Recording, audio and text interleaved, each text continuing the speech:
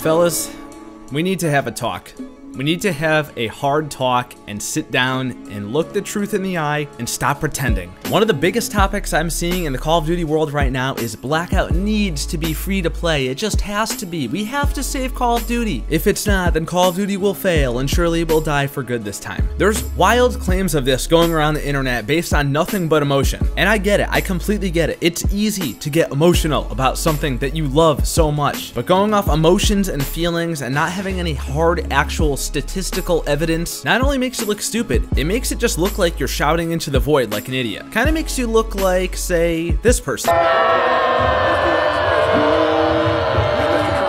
So before we even continue down that path, let's take a step back, look at some trends, take some numbers, do some hypotheticals, and answer the question, does Blackout need to be free to play? Where we need to start with this is here. Activision is a business. Everybody says this in their video. They're a business. They're a business. Yes, we know. Activision is a business. Their #1 goal is to generate profits. This is especially important because Activision is a publicly traded company. There are laws and regulations that say that Activision must do anything in its power to generate as much revenue as possible for its shareholders, because we're all about capitalism and treating people unfairly here in the good old United States. So right there, right off the bat, you can't say that Blackout has to be free to play, because if it was free to play, that is blatantly accepting and taking a loss right there. Now what you might say to this is, well, hold on a second. What about the microtransaction system? The thing is, we don't have any details confirmed on any microtransactions in Black Ops 4 at all. Not for multiplayer, not for zombies, and certainly not for Blackout. So right there,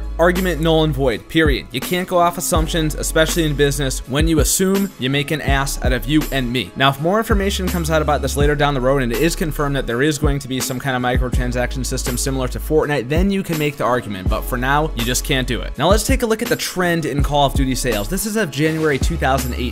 So no more is it more visually apparent that Call of Duty has peaked more than right here. We got a downward trend in the last couple of years, went up a little bit for Black Ops 3 and then dropped back down again. Now since this data is from January, I believe the World War II number is somewhere around 15 to 18 million, but we're just gonna leave it just like this, just to be conservative, okay? Now how can we anticipate how much Black Ops 4 might be selling this year? There are two ways to do that. We can be smart and be intuitive and use the data that we have to insert what is called the line of best fit. Bitch, I hope you paid attention in school. I know I did. If you insert the line of best fit and leave the sales for Black Ops 4 blank, you will see that the line inserts at the Black Ops 4 mark at about 20 million units sold. The other way that you could predict how many copies will be sold is to just Google it like a bitch. And look at that. When you Google it, we get the exact same number. So we're all good. 20 million copies, we'll call it, just to stay conservative. Now let's do some quick math. If you take the Black Ops 4 base game for $60 at 20 million units sold, you have $1.2 billion in revenue. But that's not the only thing that they're selling. They also have the Black Ops Pass, which is an additional $40. Now, admittedly, I have no idea how many of these passes they've sold. They will not say that information. However, just to stay extremely conservative, I'm gonna guess approximately 100,000. That would come out to an extra $4 million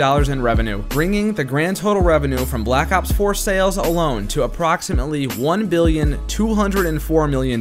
That is a lot of fucking money. So tell me again, why does Blackout need to be free to play again? Please, go ahead, I'm listening. It doesn't. That's the thing. It doesn't need to be free to play. It's the hard truth that we don't want to admit. And we'll all sit here, myself included, and bitch and moan on YouTube about how we wish the game would be free to play so we could have that really high player count that we all dream of and bring the life back to Call of Duty. But we don't want to admit that Activision has the bargaining power to make this game a paid game. It's Black Ops. It's Treyarch. It's their A-team. This is their strongest team at bat right here. If this was an Infinity Ward title, you might have a point, because Infinity Ward's bombed their last couple of games. But not Treyarch, man. Treyarch has never put out a bad product, and the community knows it, and Activision knows that the community knows that. They know that we are willing to pay for Treyarch. And when I say we, I mean most of us, because I know not everybody is into this game. But generally, it has received positive reviews, and Blackout has received very, very positive feedback, which is only a good thing for them, by the way, because if the game sucked, then they would have to make it free to play. That's how supply and demand works. Everybody who played Blackout wants to keep playing it, or pretty much everybody. everybody. So how do you capitalize off that? You charge money in order to let them play the game again. Now, there's a million other variables that might come into play. Maybe the player count dips off a few months into its life, just like what happened with COD World War II. In that case, you might have a point to make it free to play, because all 3 modes on this game are multiplayer. They all depend on matchmaking. They all have to have the player count to support the modes. Blackout is 100 players per game. So if the player count starts to dip for Blackout, you're going to have extremely slow matchmaking. That's going to discourage people from playing the game altogether. I highly doubt that Black Ops 4 player count is going to dip during this time like it did with World War II. They've said time and time again, this game is designed to last for years and years. There's going to be tons of real-time events and updates and live service features and all that stuff. Again, that only makes the case stronger for Activision and worse for us, but you never know. And finally, in addition to that, I think there's going to be tons of free-to-play weekends to get more people into this game. It's not like it's only going to be the people who buy the game on launch. The player count's likely going to rise a little bit over time for the first couple of months. Some people wait to buy the game till it goes on sale. Some kids get it for Christmas. And then some people are just going to hear about it by word of mouth and want to buy it then. What the real point of this video is that the money is there, the facts are there, there's evidence to back it up. This game does not need to be free to play to succeed. The game is going to succeed on its own without question. That's just the truth. It's bittersweet. You want the game to succeed, you don't want it to die, but you also want as many people to be playing it as possible. As usual, we're just going to be stuck somewhere in the middle, unless something drastic happens, which it's likely not going to. Do I want the game to be free to play? Yes, absolutely. Of course I do. I want that high player count. I want that hype to come back to COD. But taking a step back, in reality, am I expecting it even for a second?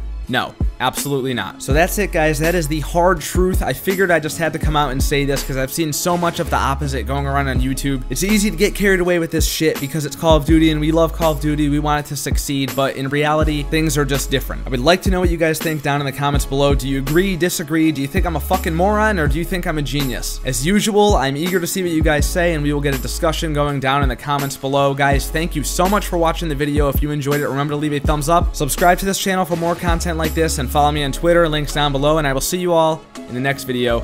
Peace out.